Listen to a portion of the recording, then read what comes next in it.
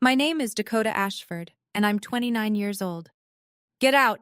I'm done paying for another man's mistake, my father said, throwing a $50 bill at my face on my 18th birthday, with my grandmother, my brother, and 6 relatives watching from the kitchen table. 11 years. That's how long I carried a sealed envelope with me. Through nursing school, through 12-hour shifts in the pediatric ward, through every Thanksgiving I spent alone. Inside was one piece of paper that could have ended everything. I never opened it in front of him, not because I was afraid, because I was waiting for the moment he couldn't look away. That moment came 6 months ago, at his 60th birthday party, in front of 80 guests, and when he finally saw what was inside, and who was standing at the door, his face turned a shade of gray I'd never seen on a living person. Before I go on, please take a moment to like and subscribe, but only if you genuinely connect with this story. Drop your location and your local time in the comments. I love knowing where you're all listening from. Now let me take you back to a Saturday morning in April, the day my mother's brother showed up with a duffel bag and said 2 words that changed my life. My mother, Marlene, was the only reason our house ever felt like a home. She had this way of standing between me and my father without making it look like she was standing between me and my father. A hand on my shoulder when his voice got sharp, a change of subject when his eyes went cold. She was a buffer, soft, constant, invisible, until you realized she was gone. She died of ovarian cancer when I was 10. The doctors gave her 6 months. She lasted 14, because that's the kind of woman she was. She fought for every extra Tuesday with us. Before she got sick, my father was already distant with me. He'd ruffle Tyler's hair at the dinner table, ask about his Little League games, carry him on his shoulders at the county fair. With me, it was different. Not violent, not loud, just empty. Like I was a tenant instead of a daughter. But he kept the mask on while she was alive. The week after her funeral, the mask came off. I remember the first time I heard him say it. He was on the phone with his brother, standing in the kitchen. He didn't know I was sitting on the stairs. She doesn't look like anyone in this family, Frank. Never has. I was 10. I didn't fully understand what he meant, but I understood the tone. It was the tone of someone washing their hands. After that, it was small things at first. Tyler got new school clothes in August. I wore what the church donation bin had. Tyler got the bigger bedroom. I got moved to the room above the garage, where the heating vent didn't work right. Nana, my grandmother, would visit on Sundays.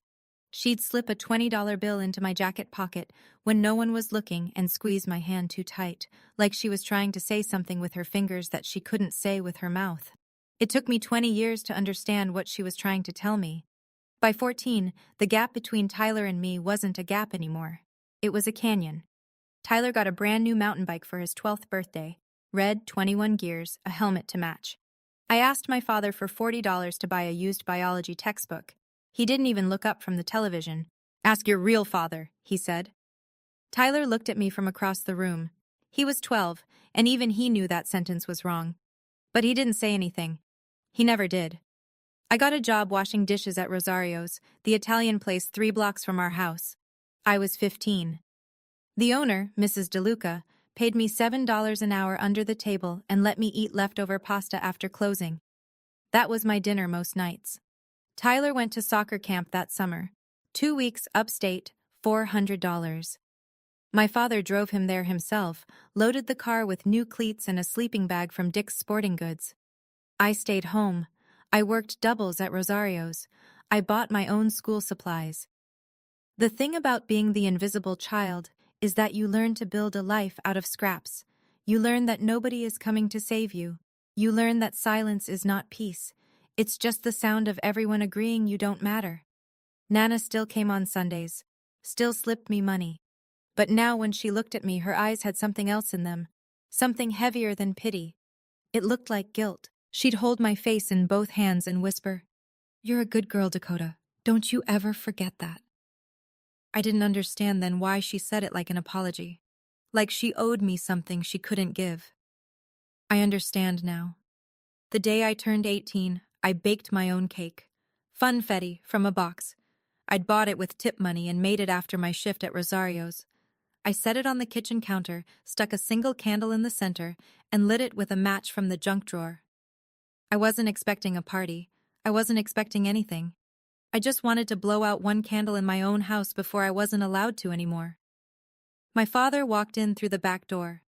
Work boots, Carhartt jacket, sawdust in his hair. He saw the cake. He saw the candle. He saw me standing there, alone, in the kitchen at 6:15 p.m. on my birthday. He reached into his wallet, pulled out a $50 bill, tossed it onto the counter like he was tipping a valet. "Happy birthday! Get out! I'm done paying for another man's mistake." Nana was on the sofa in the next room. I heard the creak of the cushion as she leaned forward, and then nothing. She didn't stand up. She didn't speak. Tyler was on the stairs. I saw his hand tighten on the railing. His mouth opened, then closed.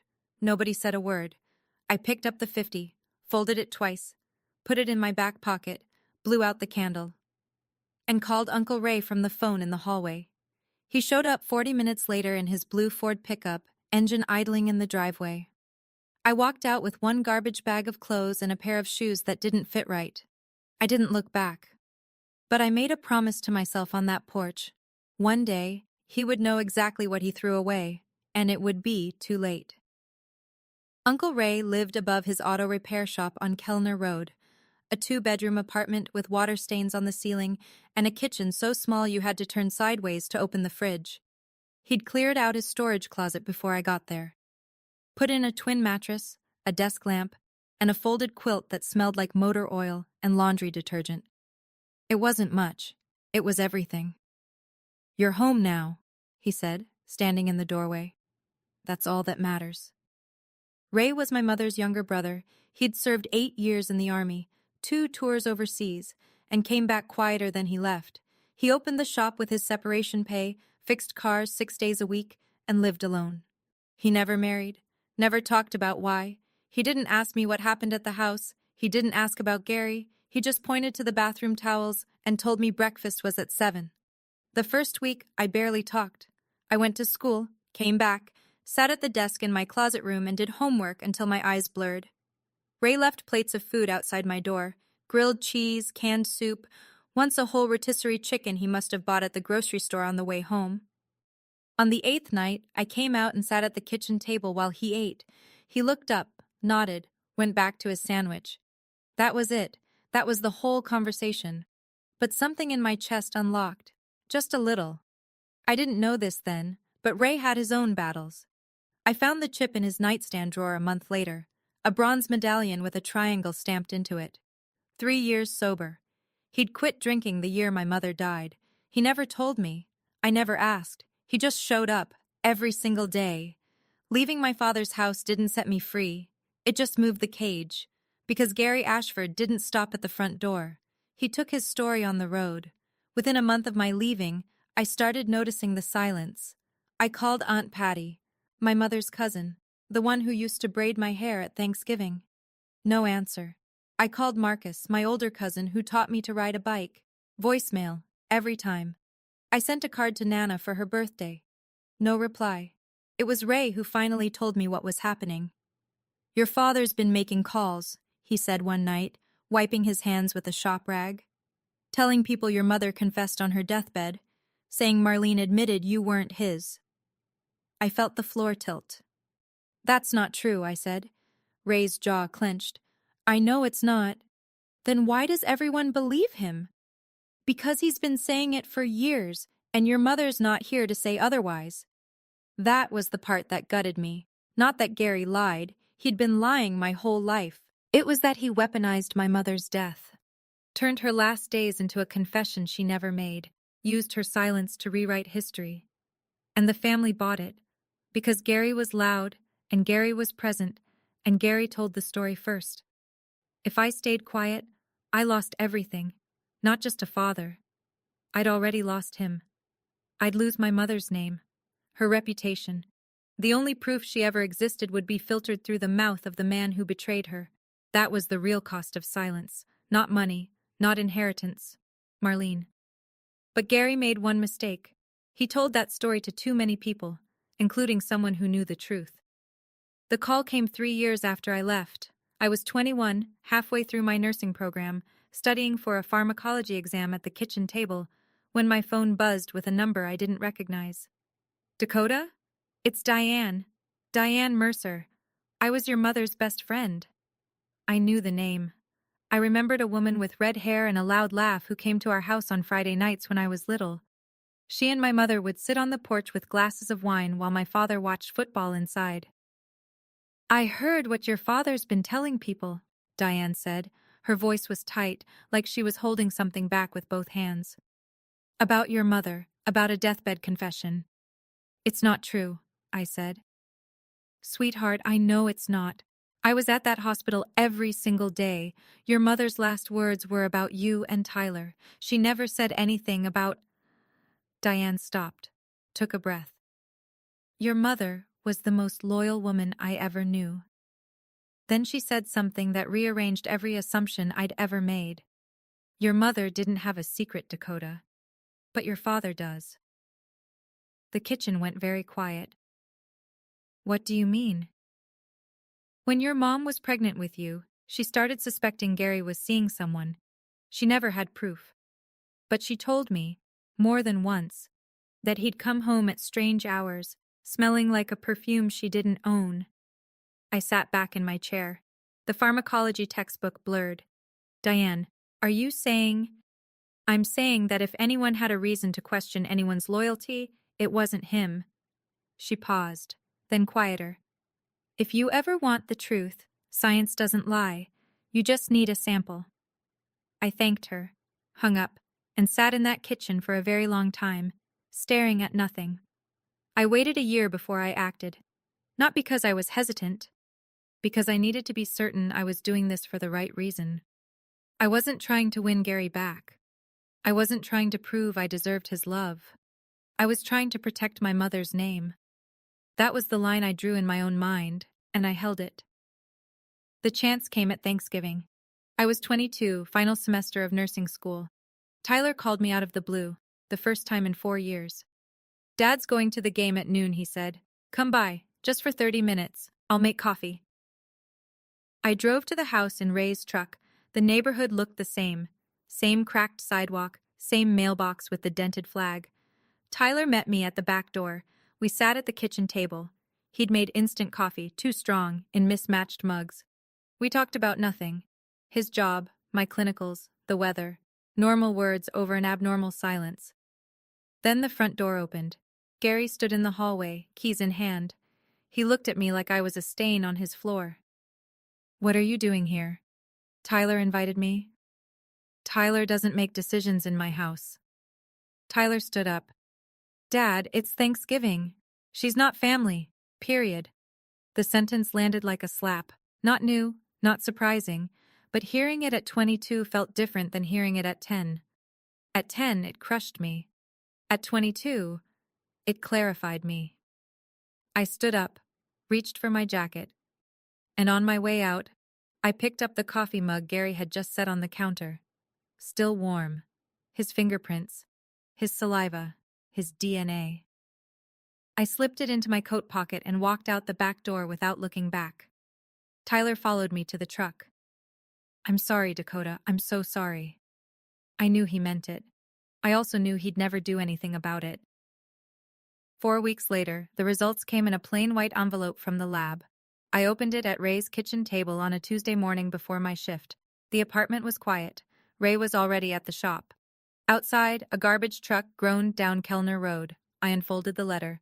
Read the numbers. Paternity index, 8,746,291 to 1. Probability of paternity, 99.998%. Gary Ashford is the biological father of Dakota Ashford. I set the paper down. I didn't move for 20 minutes. I'd expected it. Diane's story, my mother's character, the simple math of it. I'd known, somewhere deep, that this would be the answer. But knowing and seeing are two different animals.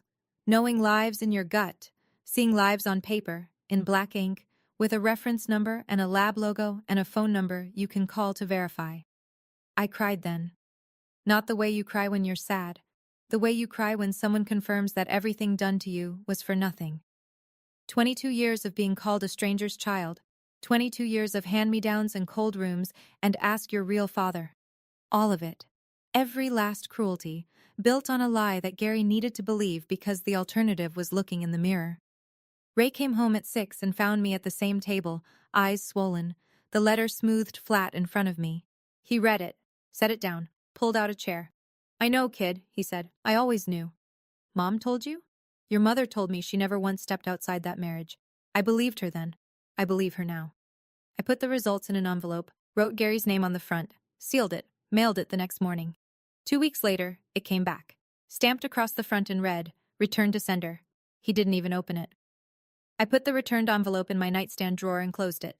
I didn't chase him. I didn't call. I didn't beg. Instead, I built a life. I graduated nursing school that May, second in my class.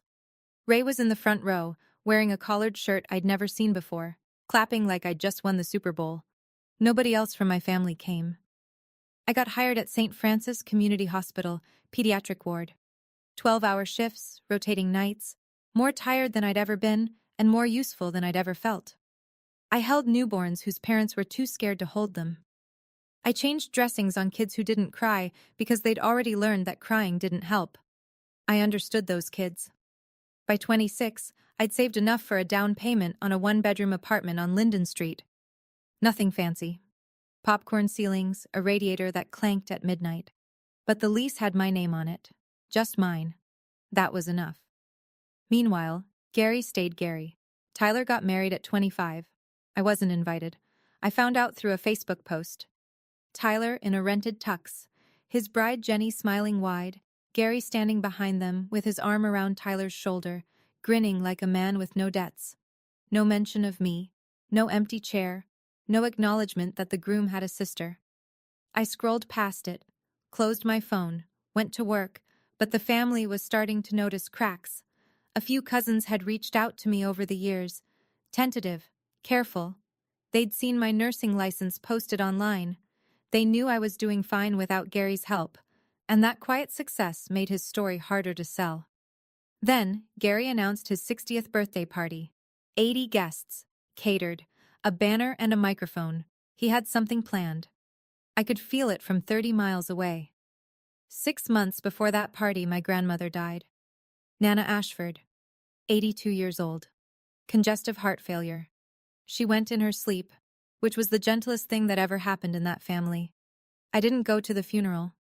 Gary made it clear through Tyler that my presence would cause a scene. I sat in my apartment that night and looked at a photo of Nana holding me as a baby, one of the only pictures I had from that house. In it, she's smiling, but her eyes look like they're carrying something heavier than an infant. 3 weeks later, I got a call from a lawyer's office downtown. Nana had left something for me. Not money, not property. An envelope, sealed, handwritten instructions on the outside, for Dakota only, to be delivered after my passing. I drove to the office on my lunch break. The lawyer, a gray-haired woman named Mrs. Pratt, handed me the envelope across a polished desk. "Your grandmother arranged this 8 months ago," she said. She was very specific about the recipient. The envelope was thick. The handwriting on the outside trembled, the pen strokes of a woman whose hands were failing but whose mind was not. I opened it in my car, in the parking garage, with the engine off. Inside was a letter. 3 pages, written in blue ink on lined paper, the kind you'd tear from a spiral notebook. Nana started with an apology. She told me she'd known the truth for almost 30 years. She'd caught Gary with a woman named Karen, in the back seat of his truck, parked behind the VFW hall, 6 months before I was born. Marlene was 7 months pregnant. Gary begged his mother to stay quiet. Nana did. Because he was her son, and she was afraid of losing him. She chose her son over the truth, and she spent the rest of her life living with what that cost. I read the letter 3 times in that parking garage. The second page named dates, places, details no one could fabricate. The VFW hall on Route 9, a Tuesday night in October. Karen worked at the county clerk's office. That's how Gary met her. Nana described the perfume she smelled on Gary's jacket the night she confronted him. Vanilla and something floral, cheap, not Marlene's. The third page was the part that broke me open. Dakota, you were always my granddaughter. You were always Gary's child. Your mother never betrayed anyone. Your father did. And I helped him hide it by staying silent. I am sorry. I don't deserve your forgiveness. But you deserve the truth. Nana had signed it, dated it, and at the bottom, a notary stamp. Mrs. Pratt had witnessed the signature in her office. I called Diane that evening. Nana wrote me a letter, I said. She knew about Karen. Silence. Then, she told you. You knew Nana knew? Marlene suspected. She told me once. She thought Nana had seen something but was too scared of Gary to say it. Diane's voice cracked.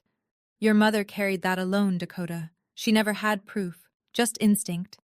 I sat on my couch with the letter in my lap, the DNA results from my nightstand beside it, and for the first time, I saw the full picture. Gary didn't hate me because I wasn't his. He hated me because I was. And every time he looked at me, he saw Marlene. And every time he saw Marlene, he remembered what he'd done. I wasn't the evidence of her sin. I was the evidence of his. I put both documents into a new envelope, sealed it, set it in my drawer. I wasn't going to find Gary, but if he ever came for me again, I'd be ready. I didn't have to wait long. 3 weeks later, Tyler called. It was a Wednesday night. I was folding scrubs on my bed when my phone lit up with his name, a name I hadn't seen on that screen in over a year. Hey, he said. His voice was low, the way people talk when they're standing in a room with someone who might hear. Hey, Dad's turning 60. There's a party, Saturday the 14th, 80 people. He doesn't want me there, Tyler. I want you there. A pause. You're my sister. Something in my chest seized.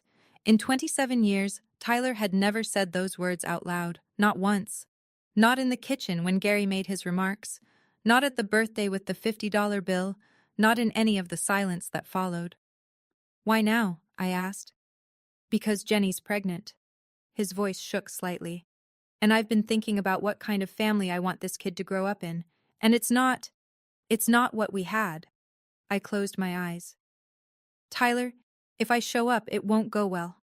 I know, but I'm asking anyway. I thought about it for 3 days, talked to Ray.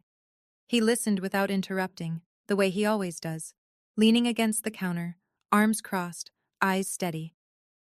What do you want to do? He asked. I want to go. For Tyler.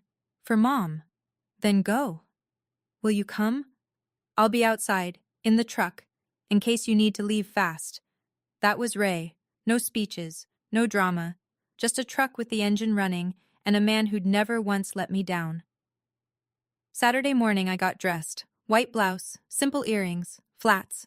I picked up the envelope from my drawer and slipped it into my bag, just in case. The party was in full swing when I pulled up. Gary's house, the house I grew up in, sat on a quarter-acre lot at the end of Maple Drive. The lawn had been mowed for the occasion. String lights zigzagged between the garage and the fence posts. A folding table by the gate held a cooler, stacks of paper plates, and a sheet cake with "Happy 60th, Gary" piped in blue frosting. I could hear country music from the Bluetooth speaker on the porch, voices layered over each other, the comfortable noise of people who belong somewhere. I parked on the street, checked my bag. The envelope was there, tucked between my wallet and a pack of tissues. Ray's truck was parked 2 houses down, engine off, windows cracked. He caught my eye in the side mirror and gave me a single nod. I walked through the gate. The backyard was full. 80 people, give or take.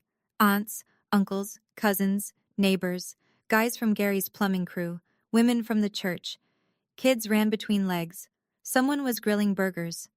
The air smelled like charcoal and cheap beer and cut grass.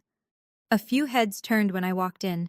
Conversations stuttered. An aunt whose name I'd forgotten leaned toward the woman beside her and whispered something behind her hand. Tyler met me at the gate. He looked like he hadn't slept. You came, he said. I came. He led me to a chair at the far end of the last table, the one closest to the back fence, farthest from the main gathering. I sat down, set my bag on my lap. Then I looked up and found Gary's eyes across the yard. He was standing at the head table, beer in hand, surrounded by friends. His smile disappeared the second he saw me. And I understood, right then, that this was never going to be a quiet evening. For the first hour, Gary pretended I wasn't there. He worked the crowd the way he always did. Handshake, backslap, laugh, repeat. He was good at this. He'd spent 60 years learning how to fill a room with a version of himself that people wanted to believe in. The hard-working plumber, the devoted father, the man who sacrificed everything for his family. It was a convincing performance. It always had been. Around 7 o'clock, someone clinked a glass. The music faded. Gary walked to the center of the yard where a microphone stand had been set up next to the cake table. He tapped the mic twice. The crowd gathered in a loose semicircle. "I want to thank everyone for being here tonight," he said. 60 years. Can't believe it. Laughter. Applause. He talked about his life, his work, how he'd built his crew from nothing, how he'd raised his family in this very house, on this very lawn. He gestured around the yard, and people nodded. Then he called Tyler up. Tyler walked to the microphone slowly, hands in his pockets. Gary put his arm around him and pulled him close. "This is my boy," Gary said into the mic. "My only boy. My legacy." He said it with the warmth of a father and the precision of a surgeon. My only boy. Not my oldest. Not one of my kids. My only. A few guests glanced in my direction. I kept my face still. "Some of you know," Gary continued, and his voice shifted. Lower. More deliberate. "My first wife made choices. Choices I had to live with for 18 years. He paused. Let it land. "I won't go into detail, but tonight, I want to make something official." He looked out at the crowd with the calm authority of a man who believed he'd already won. "This house," Gary said, one hand on Tyler's shoulder, the other gripping the mic. "Everything I built, it goes to Tyler, because family means blood. Real blood." Applause. Scattered, uncertain, but enough. A few of the plumbing crew guys whooped. A neighbor clapped too hard. Then Marcus, my cousin, standing near the cooler, said what no one else would. "What about Dakota?" It came out quiet, but the microphone caught the silence after it. Gary heard. His head turned slowly toward Marcus, then toward me. He smiled. The kind of smile that isn't a smile at all. "Dakota?" He chuckled into the mic. "She's here as a guest tonight, not as my daughter." The yard went still. Someone set down a plate. A child's voice carried from somewhere near the house, unaware. But Gary wasn't finished. He looked directly at me. Across 80 people. Across 29 years. And he said the thing he'd been rehearsing his whole life. "I kept my mouth shut for years, out of respect for her mother's memory." His voice was steady, practiced. "But since she decided to show up tonight, everyone deserves the truth. She was never mine." I felt every pair of eyes in that yard land on me. Diane Mercer, sitting at the next table, reached over and put her hand on my shoulder. Her fingers pressed hard. A message. "I'm here." I sat perfectly still. My hands were under the table, gripping the strap of my bag. My heart hammered so loud, I was sure the woman next to me could hear it, but my face didn't move. Because I'd been waiting for this, not hoping for it, not planning it, but prepared, the way you prepare for a storm when you've watched the sky turn dark for 29 years. Gary smiled at the crowd, triumphant. He had no idea what was in my bag. I stood up slowly. The chair scraped against the patio stone, a small sound that cut through the silence like a blade. Every head turned. I didn't raise my voice. I didn't rush. I spoke the way I speak to a parent at the hospital when I'm delivering results they didn't expect. Clear, measured, respectful. "Gary, you've spent 29 years telling that story." I paused. Let the sentence breathe. "Can I have 60 seconds to tell mine?" His smile faltered, just slightly, a crack in the plaster. He shrugged, gestured with the beer bottle. "Go ahead. Won't change the facts." "Thank you." I opened my bag, pulled out the envelope. It was thick, cream-colored, worn at the edges from years in a drawer. Gary's name was written across the front in my handwriting, the same handwriting from 7 years ago, the same envelope he'd mailed back without opening. I held it up so the people near the front could see. "Some of you might not know this," I said, "but 7 years ago I mailed this envelope to Gary. He sent it back, unopened. Return to sender. I turned it so the red stamp was visible. He didn't want to know what was inside. A murmur rippled through the crowd. Gary's jaw tightened. "What is that?" he said. "This is what you were too afraid to open." I broke the seal. The paper tore cleanly. Inside were 2 documents folded together. I separated them, held the first one up. My hands were steady. My voice was steady. My whole body was a straight line drawn through 29 years of being told I didn't count. "I'm going to read 1 paragraph," I said. "And then I'm going to leave. And you can decide for yourselves what's true." 80 people held their breath. I unfolded the DNA results and read them out loud. Paternity test conducted by Midstate Genomics Laboratory, dated March 14, 2019. Sample A, cheek swab, Dakota Ashford. Sample B, saliva trace, Gary Ashford. I looked up. Gary's face was locked. The beer bottle in his hand had stopped halfway to his mouth. Paternity index, 8,746,291 to 1. Combined probability of paternity, 99.998%. I lowered the paper. Gary Ashford is the biological father of Dakota Ashford. The silence that followed wasn't empty. It was full, packed tight with the sound of 80 people recalculating everything they'd been told for the last 3 decades. Somewhere near the back, a spoon hit a plate. Someone inhaled sharply. A woman I didn't know covered her mouth with her hand. Gary spoke first. Of course he did. "That's fake." His voice was flat, controlled, but the color was draining from his face like water from a tub. "She fabricated it."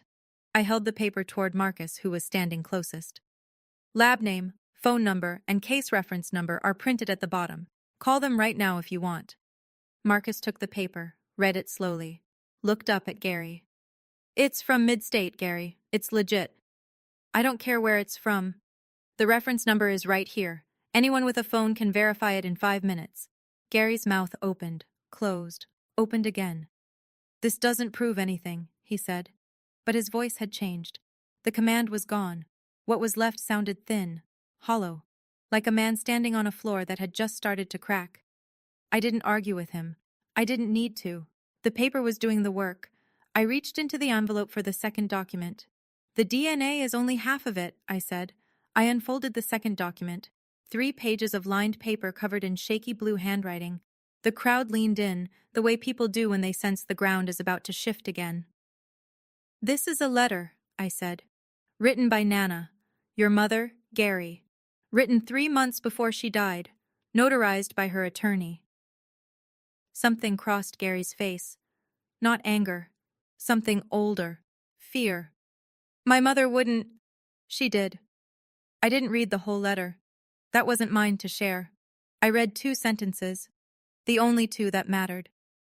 "I caught Gary with a woman named Karen behind the VFW hall in October, 6 months before Dakota was born. Marlene never cheated. My son did, and I stayed silent because I was a coward."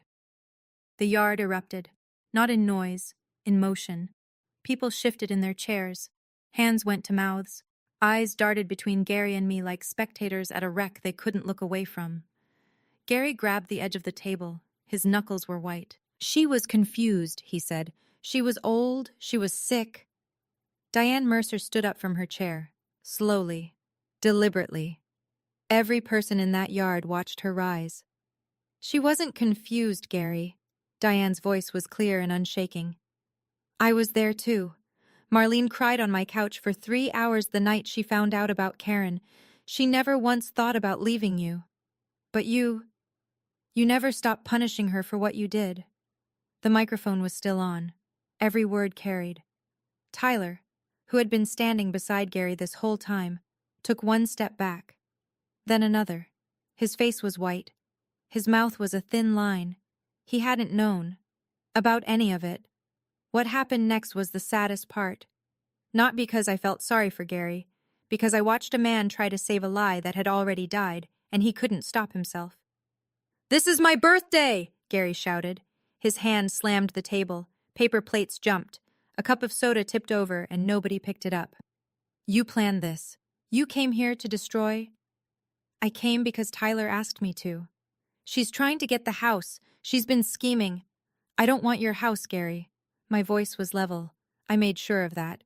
I have my own home. I pay my own rent. I don't need anything from you. He looked around the yard, searching for an ally, for someone to nod, to step forward, to say she's lying, but every face he found was either looking away or looking through him. Marcus set the DNA paper on the table, folded his arms. Aunt Patty was crying, quietly, into a napkin. A man from Gary's plumbing crew, I didn't know his name, put down his plate and walked toward the gate without a word. Then Tyler spoke. "Dad," his voice cracked. "Is it true? About Karen?" The whole yard held still. Gary looked at his son, his golden child, the one he'd built his entire identity around. And for one moment, I thought he might tell the truth. I thought 30 years of lies might finally collapse under their own weight. But Gary just stood there, jaw working, eyes wet, saying nothing. And that silence, that refusal to deny it when it mattered most, was louder than any confession. Tyler's hand dropped from his father's shoulder. "That's what I thought," Tyler whispered. Gary was still standing, but everything underneath him had already fallen. I could have stopped there. The DNA was red. The letter was out. The silence had spoken. But Gary had asked one question for 29 years, and I decided, standing in that yard with 80 witnesses and a fold of paper in my hand, that he deserved an answer. "You always wanted to know who my real father is," I said. Gary's eyes snapped to mine. "He's standing right outside." I pointed toward the front of the house. Through the side gate, past the driveway, you could see the street. And there, parked under the elm tree, was Ray's blue Ford pickup. And there, leaning against the driver's side door with his arms crossed, was Uncle Ray. He wasn't trying to make an entrance. He was just there, steady, the way he'd been for 11 years. Gary moved to the edge of the yard and looked through the gate. When he saw Ray, something drained from his face, the last trace of color, the last thread of authority.